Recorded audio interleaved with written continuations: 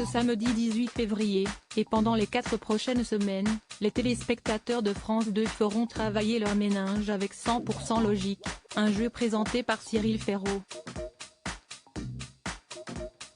L'animateur passera ensuite le relais à Léa Salamé, avec qui il a développé une certaine complicité. Il n'y a pas que Michel Drucker qui porte Cyril Ferraud dans son cœur. Depuis qu'il a réalisé son rêve de gosse en présentant des jeux sur petit écran, le chouchou de France Télévisions ne ménage pas sa peine pour le poursuivre le plus longtemps possible. Un travail récompensé par le prix du meilleur animateur décroché au Festival de Luchon, j'ai été extrêmement flatté parce que c'était un prix sans nomination, à l'unanimité du jury composé de professionnels avec des patrons de programmes de toutes les chaînes. Les mots qu'ils ont tous pour moi étaient très touchants, s'est-il réjoui dans un entretien accordé à Télévision Mag. Son employeur partage d'ailleurs ses louanges, lui trouvant de plus en plus de place dans la grille des programmes.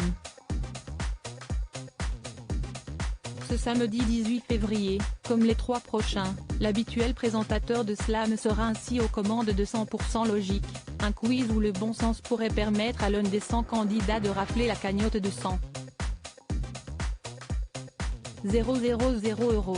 Camille Lacour, Maëva Cook et Caroline Diam se sont prêtées à l'exercice pour ce premier numéro, et seront suivies par d'autres personnalités pour les prochains. Les yeux rivés sur les audiences. Si les audiences sont au rendez-vous, ce divertissement pourrait servir de rampe de lancement à Quelle époque, qui lui succède sur France 2. Cyril Ferraud a récemment été invité par Léa Salamé sur son plateau, et le courant semble être bien passé entre les deux. Jusqu'à partager un étonnant rituel le week-end, on s'entend très bien avec Léa Salamé. Comme je suis de plus en plus souvent le samedi soir sur France 2 juste avant elle, on s'envoie des textos le dimanche matin quand les audiences tombent. En général, quand on est diffusé ensemble, on s'en sort assez bien tous les deux, révèle l'enfant de la télé, qui savoure son bonheur. Quitte à sacrifier sa grasse matinée pour un échange de SMS,